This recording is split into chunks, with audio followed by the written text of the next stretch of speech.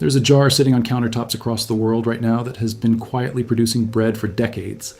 Some of them have been alive for 50 years. One famous starter in San Francisco has reportedly been kept going since the 1800s, and none of them have ever seen the inside of a grocery store, a foil packet, or a laboratory. And what's in the jar is wild yeast. Living, breathing, self-sustaining wild yeast that you can culture yourself at home in about 3 days using nothing but a potato, some water, and a warm spot on your counter. Once you have it, you feed it once a week, and it keeps producing bread for years. Indefinitely, really. As long as you keep feeding it, it keeps going. Now, before anyone says this is about saving money, it isn't. Not really. The average household spends somewhere between $30 and $50 a year on little foil packets of commercial yeast. That's not a number worth making a video about. That's not the point. The point is this. During the lockdowns of 2020, yeast disappeared from grocery store shelves almost overnight. Completely gone. Cleared out within days. Millions of people who had never thought twice about those foil packets suddenly found themselves completely unable to bake bread.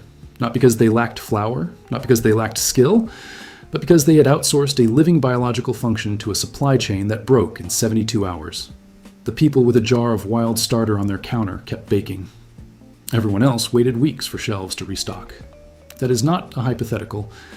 That happened. And it will happen again, with yeast or something else, because that is what supply chains do. They are efficient until they aren't. And then there's this. Commercial yeast in a foil packet has a shelf life. It expires. It goes inactive. You pull it out of the drawer, the date has passed, and now you're making a flat brick instead of bread. A wild potato starter does not expire. Keep feeding it, and it doesn't just survive. It gets stronger, more complex, and more productive over time. There are documented starters that are over 100 years old and still baking bread today. You cannot say that about anything sitting in a foil packet. And the third reason, and this is the one that surprises people most, is what this yeast actually does to the bread you eat, and what commercial yeast quietly does not do. Commercial yeast is a single strain. One species, Saccharomyces cerevisiae, bred in a laboratory under sterile industrial conditions, specifically engineered to produce as much carbon dioxide as possible as fast as possible. It does one thing extremely well. It makes dough rise quickly. That's it. There are no bacteria in it, no diversity, no metabolic activity beyond rapid gas production. Bakers switched to it in the late 1800s because it was fast and predictable. And what they lost in the trade, they didn't fully understand until food science caught up 100 years later. A wild potato starter is an entirely different biological world. It contains not just yeast, but dozens of strains of lactic acid bacteria, Lactobacillus species, that work symbiotically with the wild yeast in a way no industrial product can replicate. And what those bacteria do during fermentation is genuinely significant. During the long, slow fermentation that wild yeast requires, lactic acid bacteria produce enzymes that break down phytic acid, an anti-nutrient found in all grains that blocks your body from absorbing minerals like iron, magnesium, zinc, and calcium. Commercial yeast bread ferments too fast for this to happen. You eat the bread, the phytic acid goes in with it, and it binds to the minerals in your digestive tract and carries them out before your body can use them. Wild yeast bread, fermented slowly, largely eliminates this. The nutrients in the grain become genuinely bioavailable in a way they simply aren't in a bread made in 90 minutes with a packet of fast-acting yeast. That's not marketing. That's peer-reviewed food science published in multiple nutrition journals. There's more. Wild yeast fermentation breaks down complex carbohydrates and a significant portion of the gluten in the dough, making the bread substantially easier to digest. It produces a lower glycemic index, meaning the bread causes a slower, more controlled rise in blood sugar rather than a spike. Colorado State University Extension, citing multiple clinical studies, confirmed that traditionally fermented sourdough has measurably different metabolic effects on the body compared to commercial yeast bread. People who cannot tolerate commercial bread without bloating often find they have no problem at all with bread made from a wild starter. And here is the part that should make you pause the next time you stand in the bread aisle. Have you ever wondered why so many people today say they feel bad after eating bread? Bloating? Sluggishness. That heavy feeling an hour after a sandwich. A generation ago, this was not a common complaint. The bread hadn't changed in terms of ingredients. What changed was the fermentation. What changed was the removal of the slow biological process that had been making bread digestible for 10,000 years, replaced by a fast industrial process that produces a loaf in 90 minutes and skips every step that actually mattered for the human gut. Commercial yeast was sold as an improvement. For factories and profit margins, it was. For the people eating the bread, The evidence increasingly says otherwise. Now here's how the whole thing works, and why the potato specifically is the key. Wild yeast is present in the air around you right now. It's on surfaces in your kitchen, on flour, on fruit skins. What a starter does is create an environment so hospitable to wild yeast that it colonizes quickly, multiplies, and outcompetes everything else. And of all the substrates people have used to do that over centuries, flour and water, fruit, grape skins, potato water is one of the oldest and most effective. Potatoes are extraordinarily high in amylopectin starch. When you boil a potato, that starch gelatinizes and leaches into the water, leaving you with a liquid that is warm, slightly sweet, full of complex carbohydrates, and rich in the minerals and micronutrients that wild yeast thrives on. Potato water provides a better nutrient environment for yeast than sugar alone. It feeds the colony longer, more steadily, and delays the acid buildup that can kill a young starter before it's properly established. An 1884 baking textbook from the Boston Cooking School specifically stated that potato yeast rises more rapidly and keeps longer without souring than other homemade starters. Food scientists confirmed the same thing a century later, and the starter it produces doesn't taste like sourdough. That surprises people.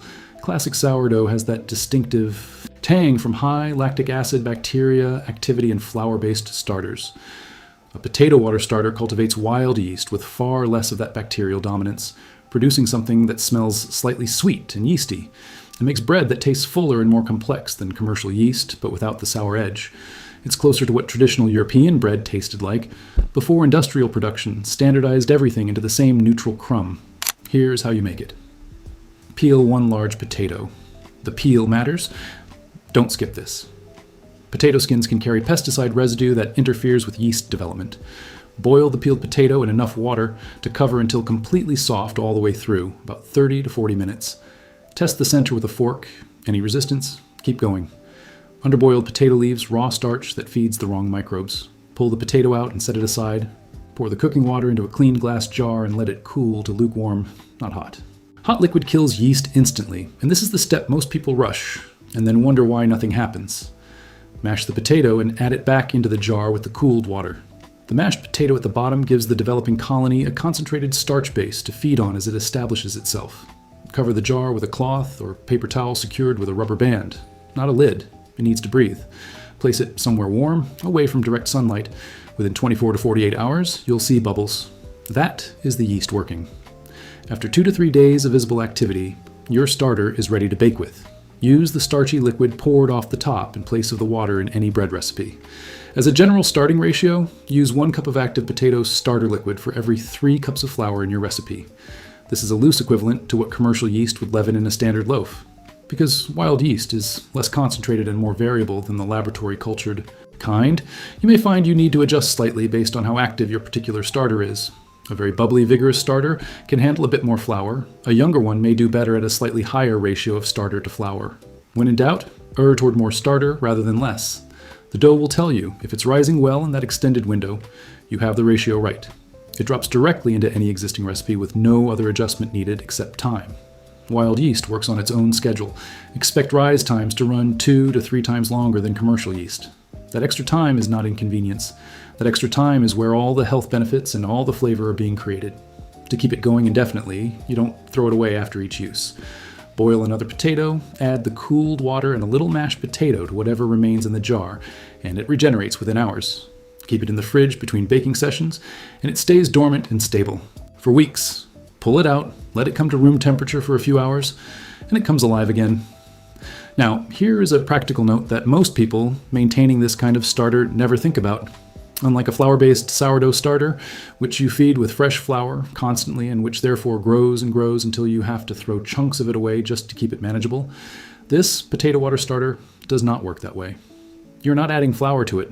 You are regenerating it by boiling a new potato and adding the cooled water and a little mashed potato back to the jar. There is no built-in discard problem with this method. That said, if your jar gets fuller than you need before your next bake, maybe you regenerated it and then didn't get around to baking, you will sometimes end up with more starter than you want. Don't pour it down the drain.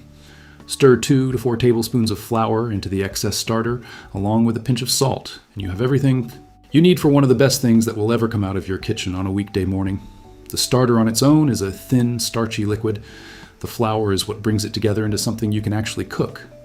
What comes out of the pan is a thin, slightly tangy flatbread-style pancake that people lose their minds over the first time they try it. The lactic acid from the fermentation gives it a flavor that sits somewhere between a crepe and a buttermilk pancake. Complex, slightly sour with crisp edges. Scallion pancake from excess. Starter. 1 cup potato starter, 2 to 4 tablespoons flour, a pinch of salt, optional, sliced green onions or fresh herbs. Stir together until just combined. Fry in butter or oil in a hot skillet until the edges are set and the bottom is golden, then flip. Add sliced scallions, a drizzle of olive oil, and you have something that could come out of a good restaurant. The excess is not waste. It is a second recipe that takes 30 seconds to start. 2 honest notes before you go. First, always use filtered or unchlorinated water at every stage. Chlorine in tap water actively inhibits yeast growth, and is one of the most common reasons people try this and get nothing happening in the jar. Second, if your starter at any point smells genuinely foul rather than pleasantly yeasty and fermented, start again with a clean jar. A healthy starter smells alive. It should be something you want to put your nose near. A jar of wild potato starter costs you 1 potato in 3 days.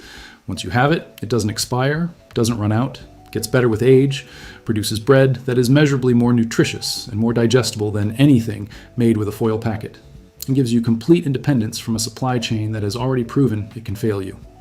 They replaced 10,000 years of living fermentation with a foil packet and a marketing campaign because you can't charge someone monthly for something they already have alive in a jar on their counter. Now you know, and you won't forget it. Thanks for watching, and I'll see you in the next one.